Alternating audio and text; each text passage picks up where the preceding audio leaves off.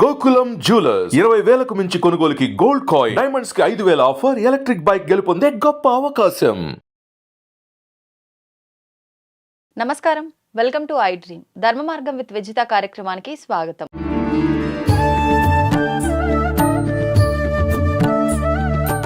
అయితే ఇప్పుడు పాపం పుణ్యం గురించి మాట్లాడుకుంటున్నాం కదండి. ఒక పర్సన్ ఇప్పుడు ఫర్ ఎగ్జాంపుల్ నేనే ఉన్నా, నేను పాపం చేస్తూ ఉంటా, పుణ్యం చేస్తుంటా, మంచి చెడు అన్నీ ఉన్నాయి నాకు కోటాలో. నా వస్తువులు, నా దుస్తువులు, నాకు సంబంధించిన థింగ్స్ ఎవరైనా నావి వాడినప్పుడు నాకు సంబంధించిన పాప పుణ్యాలు వాళ్ళకి వెళ్ళే అవకాశం ఉంటుందా? వాళ్ళు కూడా దాని ప్రభావం అనుభవించే అవకాశం ఉంటుందా? అంటే స్ట్రైట్ క్వశ్చన్. మన వస్తువులు కానీ మన వస్త్రాలు కానీ మన వస్త్రం ఇంకొకరు వేసుకోవటం అంటే అది 100% వేసుకోకూడదమ్మా. ఎందుకనండి? మన శరీరంలో ఉండేటువంటి ఆ కర్మ రితిక్ ద్వారా, ప్రాణశక్తి ద్వారా సూక్ష్మ రూపంలో మన ఆ వస్త్రాల్లో ప్రవహిస్తూ ఉంటుంది.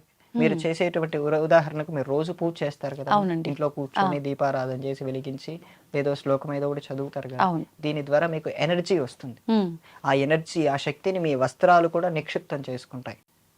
మన శరీరంలో ఉండేటువంటి కర్మ శరీరం మొత్తం ఉండి, ఆ శరీరం ధరించినటువంటి వస్త్రాలు కూడా ఆ కర్మను తీసుకుంటాయమ్మా. దీనికి ఆరా అంటారు ఇంగ్లీష్ లో, తెలుసు కదమ్మా. దీనికి భగవద్గీతలో కృష్ణ పరమాత్మ క్షేత్రజ్ఞ యోగ విభాగంలో చెప్తారు. మన ఆ కాంతి క్షేత్రం అనేది మన శరీరం చుట్టూ ఉంటుంది. అందుకే మీరు మామూలు పర్సన్స్ ని చూడండి, ఎక్కువగా భగవంతుడి సాధనలు చేసేవారి దివ్య తేజస్సు చూడండి, గమనించారా? ఆ తేజస్సు వారి ముఖం ఉండేటువంటి దాని ద్వారా రావటం లేదు. ఆ ఆరా శక్తి, ఆ కాంతి క్షేత్రం అలా వాళ్ళని ముందు తీసుకెళ్తుంది.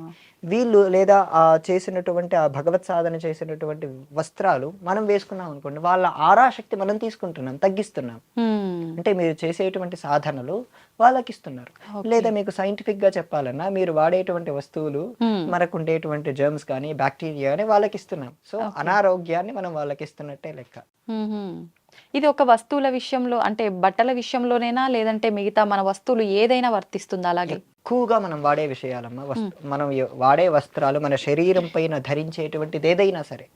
ఉదాహరణకి ఎప్పుడు ఫోన్ పట్టుకొని ఉంటారు 24 hours. అవునండి. అలాంటప్పుడు వాళ్ళు ఊరికే ముట్టుకోవటం చేసుకోవటం అలా ఉంటుంది, కానీ ఇప్పుడు వాళ్ళ దగ్గరే మీ ఫోన్ పెట్టుకోవటం అనేది ఉండదమ్మా. అయితే ముఖ్యంగా మనం పెద్దవాళ్ళు చెప్తూ ఉంటారు, వీటిల్లో మన వస్తువులకు సంబంధించి పాదరక్షలు ఖచ్చితంగా, మన పాదరక్షలు ఇంట్లో వాళ్ళమే ఒకరి ఒకరు వేసుకుంటున్నప్పుడు అలా వేసుకోకూడదు, దాని క్షణంతా నీకు వస్తుంది అని చెప్పి అంటుంటారు. ఇది నిజమేనండి? ఇప్పటిదాకా దీన్ని మీరు కనెక్ట్ చేసుకోవాలమ్మా. ఆ శరీరం, మన శరీరం అంతా కర్మక్షేత్రం తల్లి. మనం చేసేటువంటి సాధన అంతా కాంతి క్షేత్రంలో ఉంటుంది. ఆరా పవర్ అంటారు. ఆ ఆరా పవర్ కింది నుంచి, కాలి బొటనవేలు నుంచి ఈ పై వెంట్రుక వరకు వ్యాపించే ఉంటుంది. ఆ వ్యాపించినప్పుడు మనం మన పవర్ ని ఇంకొకరికి అందిస్తున్నట్టే. ఓకే. అయితే ఆలయంలోకి వెళ్ళినప్పుడు మన చెప్పులు చాలా వరకు పోవటం అనేది జరుగుతుంది. నిజంగా అలా పోయినప్పుడు శని వెళ్ళిపోయింది నీకు అంటారు. మనం చేసుకున్న పెద్ద పెద్ద కర్మలు ఏవో ఉంటాయి, అంత ఈజీగా చెప్పుల ద్వారా అది వెళ్ళిపోవడం అనేది జరుగుతుంది అంటారా? భావన తల్లి, అంతే అంటారా? వాళ్ళ భావన మంచిదైతే వెళ్ళిపోవచ్చు. భావం తద్భవతి. ఓకే. అయితే బట్టలు కూడా చాలా మంది మనం ఒక 2 సార్లు మనకి ఇష్టం వచ్చినంత సార్లు వేసుకుంటాము, వేరే తెలిసిన వాళ్ళకి అలా ఇచ్చేస్తూ ఉంటాము. మరి ఇప్పుడు మనం చేసిన కర్మ అది మంచైనా చెడైనా వాళ్ళకి వెళ్ళే అవకాశం ఉంటుంది కదా, అలా ఇవ్వకూడదు అంటారా? మరి 100% ఇవ్వకూడదు. మరి ఏం చెయ్యాలి? ఆ పాత బట్టల్ని మీరు దహనం చెయ్యండి. కరెక్ట్ అయినా బట్టలను అలా కాల్ చేయకూడదని పెద్దవాళ్ళు చెప్తుంటారు కదా. దహనం చేయమని, కాల్ చేయకూడదని చెప్తారా? బట్టలు చేయమని చెప్పారా వారు? బట్టలు దానం చేయొచ్చు, దానం చేయండి అని పెద్దవాళ్ళు చెప్తూ ఉంటారు సహజంగా. కానీ బట్టలు కాల్చడము అని అంటే అది అంటే ఒక రకంగా నెగిటివ్ గా క్రియేట్ చేస్తుంది, ఆ ప్రభావం మన పైన పడుతుంది అని మామూలుగా చెప్తుంటారు కదా. చిన్న ఉదాహరణ ఇస్తాను. ఇప్పుడు మీరు దేవతా చిత్రపటాలు ఉంటాయమ్మా అండి, ఆ చిత్రపటాలు ఉన్నప్పుడు ఫోటో ధ్వంసం అవుతుంది, ఆ లోపల ఉండేటువంటి పేపర్ భిన్నం అవుతుంది. మరి ఏం చేయాలి? ఇప్పుడు వరకు ప్రస్తుతానికైతే అందరం కూడా తీసుకెళ్లి ఆలయంలోనూ పారే నీటిలోనూ ఇదే అత్యంత చేస్తున్న అతిపెద్ద తప్పు, ఆలయాల్లో పెట్టడం. వాళ్ళు తీసుకెళ్లి చెత్తకోపల్లో పడేస్తున్నారు. ఇంకా మనకు దేవుడు అనే ఫీలింగ్ ఎక్కడ ఉందమ్మా? మరి ఏం చేయాలి? లేదా పారే నీటిల్లో వేస్తున్నారు. పారే నీటిల్లో వేస్తుంటే అనేక దాని లోపల ఉండేటువంటి జలచరాలు ఈ దానికి ఉండేటువంటి గాజు ముక్కలు కానీ, ఆ ఫ్రేమ్ కు ఉండేటివి కానీ గుచ్చుకొని చచ్చిపోతున్నాయి. మరి వీటిని ఏమనాలి? లేదా మీరు నదుల్లో పడేస్తున్నారు. Hmm. నదుల్లో పడేస్తున్నప్పుడు అవన్నీ మళ్ళీ రిఫ్లెక్షన్ అయ్యి బయటికే వస్తున్నాయి. దేవుడి పటాలని మందిరాల్లో పెట్టడం ద్వారా ఏం చేస్తున్నారంటే వాళ్ళు అక్కడ ఓ రావి చెట్టు ఉంటే అక్కడ పెట్టేస్తున్నారు. అవునండి. లేదా భూమి లోపలికి వెళ్ళిపోతున్నాయి, ఆ గాజు ముక్కలు అక్కడే మిగిలిపోతూ ఉన్నాయి. Hmm. లేదా ఆ ఫోటోలన్నీ అక్కడెక్కడే ఎక్కువైపోతూ ఉన్నాయమ్మా. వాళ్ళు తీసుకెళ్లి పక్కన ఉండే చెత్త కుప్పల్లోనే వేస్తున్నారు. అవును. దీనికి పరిష్కారం ఆ ఆలయం ద్వారా కానీ ఆ చుట్టుపక్కల ఉండేటువంటి వాళ్ళు తీసుకోవాల్సినది ఏంటంటే ఆ ఫ్రేములన్నీ తీసేసి Hmm. పైనుండే గాజు పెంకులు కూడా తీసేసి కేవలం అమ్మవారి చిత్రపటాన్ని లేదా స్వామివారి చిత్రపటాన్ని తీసుకొని కృత్తికా నక్షత్రం రోజు Hmm. అగ్ని సంబంధమైన మంత్రాలు చెబుతూ అగ్నికి దహనం చేయటమేనమ్మా. ఇంతకు మించి మరో పరిష్కారం ఉందా? ఒకవేళ ఎవరికి వాళ్ళు అలా దహనం చెయ్యాలి అని బ్రహ్మాండంగా అంటే వారికి అగ్ని సంబంధమైన మంత్రాలు ఉంటాయి. ఆ, వారు తెలుసుకుంటే దానికి తప్పకుండా చేసుకో. మంత్రం లేకుండా దహనం చేయడానికి లేదా? ఆ భావన ఉండాలమ్మా. హోమం చేస్తే మనకు ఈ వాటర్లో వేయటం కంటే ఇది కొంచెం సరైన పద్ధతి. ఎందుకంటే Hmm. మనలో కొంతమంది భక్తి అనే భావంతో ఏ ఆలయానికి వెళ్ళినా అక్కడ ఓ ఫోటో తెచ్చుకోవటం, అవును. ఇంట్లో పెట్టుకోవటం, గది నిండిపోవటం. నిండిపోవటం. కొంతమంది గది లేకుండా చిన్న గూడే ఉంటుంది, ఆ గూడంతా నిండిపోయి ఉంటుంది. నిండిపోతుంది. ఒకరికి పూజ చేయాలా, ఎంతమంది పూజ చేయాలో అర్థం కాక అక్కడ గందరగోళంతో నిలబడి ఉంటారు. Hmm. అటువంటి వారికి ప్రశాంతత లభించడం చాలా కష్టం. అన్ని దేవుళ్ళ దగ్గరికి లేదా అన్ని తీర్థయాత్రలకు వెళ్ళినప్పుడు ఫోటోలు కొనుక్కోనక్కర్లేదమ్మా. అక్కడ మనం దర్శించి రావటమే. అది పెట్టుకోండి. ప్రధానంగా మన మందిరాల్లో ఉండవలసింది మన కులదేవత, ఇష్టదేవత, ఈ 2-3 ఉంటే చాలమ్మా. ఓ, సంప్రదాయంగా మీ అమ్మగారు కానీ లేదా మీ అత్తయ్య గారు కానీ వాళ్ళు అందించినటువంటి పరంపర ఒకటి ఉంటుంది. అవును అవును. ఆ పరంపర పెట్టుకుంటే చాలమ్మా. ఇంతకు మించి ఎక్కువ అవసరం లేదు. ఎక్కువ పెట్టుకుంటే ఏ దేవుడి పైన ధ్యాస పెట్టాలనే దృష్టి మీరు పోగొట్టుకొని అవును. మీలో ఉండే శాంతత్వాన్ని పోగొట్టుకుంటున్నారు. Hmm. భగవంతుడు అంటేనే భగవంతుడి నుంచి మనం శాంతాన్ని పొందటం. మరి మీరు శాంతాన్ని పోగొట్టుకుంటే గందరగోళంలో ఉండటం అనేది మీకు ఇబ్బందినే కలిగిస్తుంది తల్లి. ఓకే. అయితే ఇప్పుడు ఎలాగో పూజా మందిరం టాపిక్ వచ్చింది కాబట్టి అండి, నిజంగా ఇప్పుడు పూజా మందిరంలో ఒక ఆర్డర్లో వరుసగా 1-2 ఉంటే పెట్టేస్తాము. ఎక్కువగా ఇప్పుడు మీరు చెప్పినట్టుగా ఉండటం వల్ల ఒక దేవుడి ముందు ఇంకొక దేవుడు, లేదంటే ఇలా అడ్డంగా కొన్ని, నిలువు ఇట్లా కొన్ని చిందరవందరగా పెట్టేస్తారు. అది అలా పెట్టడం కరెక్టే అంటారా వరుస అనేది? ఇక్కడ వరుసతో సంబంధం లేదమ్మా. అక్కడ ఉన్నది వాళ్ళకి కలగవలసినటువంటిది అక్కడ 100 ఫోటోలు ఉండనివ్వండి, 1 ఫోటో ఉండనివ్వండి, 1,00,000 ఫోటోలు ఉండనివ్వండి. అక్కడ ఉన్నది ఆ అన్ని రూపాల్లో ఒకే పరమాత్మ కనపడుతున్నాడు అనే సత్యం వాళ్ళలో తెలిసినప్పుడు ఏ ఆర్డర్ ఉన్నా ఏమీ కాదమ్మా. Okay okay. అర్థమైందా తల్లి? అర్థమైంది. ఇప్పుడు ఏంటంటే గణపతి ఉంటాడు, గణపతి పక్కనే కుమారస్వామి ఉంటాడు, Hmm. మధ్యలో అమ్మవారు ఉంటే తప్ప ఏం కాదు లేదు. కదా. Hmm. లేదా లక్ష్మీదేవి వస్తుంది, Hmm. అడ్డండి. ఏం లేదు. వాళ్ళిద్దరికి ఎటువంటి గొడవలు లేవు. అవును అవును. సో మనకే మన భావనలో వాళ్ళందరూ ఒకే పరమాత్మ రూపాలుగా మనకు ఈ శక్తిని, ఈ విశ్వాన్ని నడిపించడం కోసం ఇన్ని రకాలుగా కనపడుతున్నారు. Hmm. వాళ్ళందరూ ఒకే పరమాత్మ అనే భావనలో మనలో పెట్టుకున్నప్పుడు ఎన్ని ఫోటోలు ఉన్నా ఏమున్నా ఏమీ కాదు తల్లి. ఓకే. అయితే ఇప్పుడు పూజా గదిలో ఫోటోల వరకు ఓకే. చాలా మంది ఈ మధ్య కాలంలో విగ్రహాలు కూడా పెడుతున్నారు. విగ్రహాలు పెట్టడం కరెక్టే అంటారా అండి? విగ్రహాలకు పరిమితి ఉంది తల్లి. విగ్రహం పెట్టాలంటే దానికి ఇంట్లో సంపూర్ణ సదాచారము, నియమము. ఉదాహరణకి ఇప్పటిదాకా చెప్పినట్టు మనం తడి చెయ్యిని పెట్టి నేను కరెంటు ముట్టుకోవచ్చా అంటే ఏమంటాం? ముట్టుకోకూడదని చెప్తాం. ఇక్కడ కూడా ఇంట్లో పెట్టుకునేటువంటి దానికి పరిమితి ఉంది తల్లి. మీ ఇంట్లో మీరు శివలింగాన్ని ఉంటున్నారు, అందులో ఇంటి యజమాని బొటని వేలుని పట్టి పెట్టుకోవాలి. లేదా కొంతమంది అరచెయ్యి చెప్తున్నారు, మీ అరచెయ్యి అంత ప్రమాణంతో ఇంట్లో పెట్టుకోవాలి. దానికి రోజు నైవేద్యం పెట్టాలి తల్లి. ప్రతిరోజు అంటే కొత్తగా చేయనవసరం లేదు. మీరు అన్నం తింటారు కదా, అవునండి. ఆ అన్నం వండాక దాంట్లో ఒక చుక్క నెయ్యి వేసి అది భగవంతుడికి చూపించి తినేయటమే. ఓ, ఈజీ కదమ్మా. అవును అవును. అలా పెట్టుకోవచ్చు. రోజు ఆరాధన చేసే వాళ్ళు విగ్రహాలు పెట్టుకోకపోవడమే మంచిదమ్మా. కొంతమంది తెలియక శ్రీచక్రాలు వంటివి పెట్టుకుంటూ ఉంటారు, చాలా తప్పమ్మా. శ్రీచక్రం చాలా గొప్ప ఆరాధన. అది చిన్నగా ఒక 2-3 నిమిషాల్లో లేదా అగరబత్తీలు చూపించే ఆరాధన అసలే కాదు. దాంట్లో నవావరణార్చన అని చెప్పి చాలాసేపు చేయాల్సి ఉంటుంది. ఆ అర్చన, ఆ పద్ధతి తెలియకపోతే పెట్టుకోకపోవడమే మంచిది తల్లి. ఇప్పుడు శ్రీచక్రాన్ని అది యంత్రం రూపంలో పెట్టుకోవచ్చు అంటారా? లేదంటే ఏ రూపంలో అయినా పెట్టుకోవచ్చు, కానీ ఆరాధన పద్ధతి మనం అలా తెలుసుకోవాలి. పెట్టుకున్నా సరే మనం ఆరాధన ఖచ్చితంగా విశేషంగా చేయాలా? అవునమ్మా. ఆహా. ఇప్పుడు ఒక శక్తి మీ ఇంట్లోకి వస్తుందమ్మా. ఒక పెద్ద జనరేటర్ పెట్టారు, ఆ జనరేటర్ కావాల్సిన సౌకర్యాలు మీరు ఏర్పాటు చేసుకోవాలి కదా. చెయ్యాలి. ఆ ఏర్పాటు చేసుకుంటే ప్లస్ బాక్స్ లో దీన్ని కనెక్ట్ చేస్తానంటే ఆ పవర్ తట్టుకుంటుందా? లేదు. సో దీనికి కావాల్సినటువంటి విధానాలు ఉంటాయి. అందుకే నేను ఇప్పటిదాకా చెప్పినట్టు ఉమ్. మీ కులదేవత, మీ ఇష్టదేవత మీకు వంశపారంపర్యంగా మీ అత్తయ్య గారు కానీ మీ అమ్మగారు కానీ అందిస్తున్నటువంటి పరంపర ఒక విధానం ఉంటుంది. దాన్ని మాత్రమే బాగా ఆరాధన చేసుకోండి. అందుకే వాళ్ళు దాన్ని అలా జాగ్రత్తగా ఇంట్లో మీకు చిన్నప్పుడు దీపారాధన చేయటం ఇలాగా, పూజ చేయటం ఇలాగా వాళ్ళు నేర్పించారు.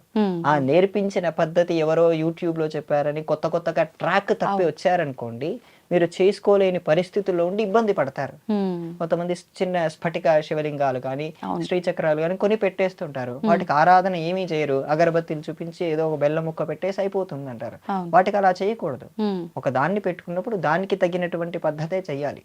ఆ, అవునా కదా తల్లి? ఆ, ఓ చిన్న నాయకుడు వచ్చారమ్మా, ఆయనకు తగిన విధానంగానే చూస్తారు. అవును, లేదా ఒక ఎంపీ వచ్చారు, ఆయనకు తగినంగానే చూస్తారు కదా. అంతే అండి. అవును, సో స్థాయి భేదాలు ప్రతి చోట ఉంటాయి. ఉంటాయి. అందుకోసం మీ కులదేవత ఇచ్చినటువంటిది, మీ ఇష్టదైవత మీకు పరంపరగా వచ్చిన దాన్ని శ్రద్ధగా మీ అమ్మగారు చెప్పిన విధంగానే ఆరాధన చేయండి. ఉమ్.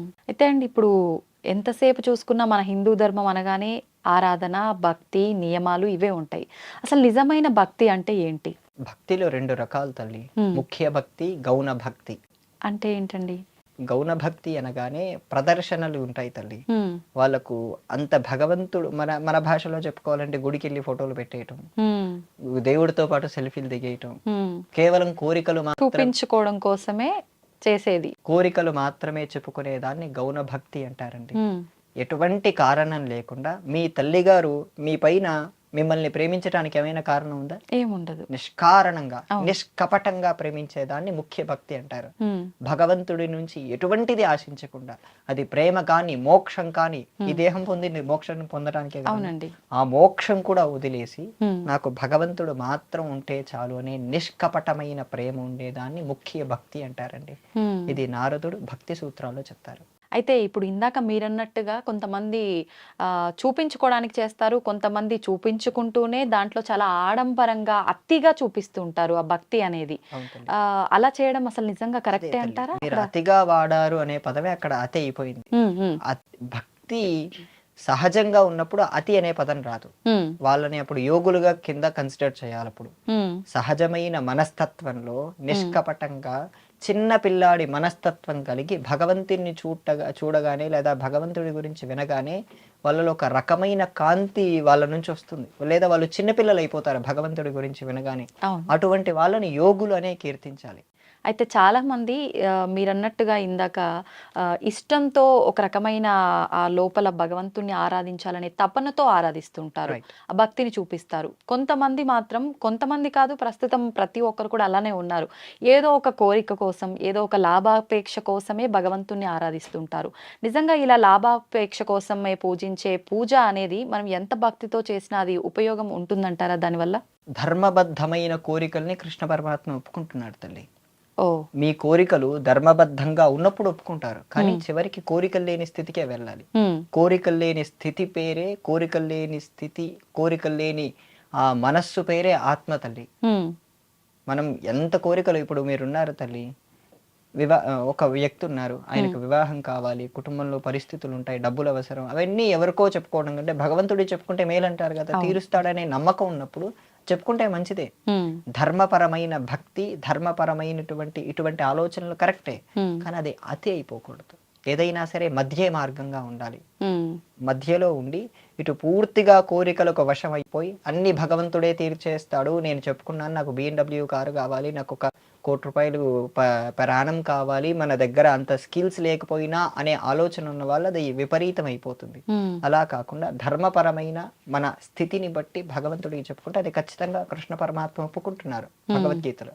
ఓకే. అటువంటి కోరికలు అవసరమే, కానీ అక్కడే ఆగిపోకుండా జ్ఞానాన్ని పొందండి. ఆ కోరికలు దాటి బయటికి రండి.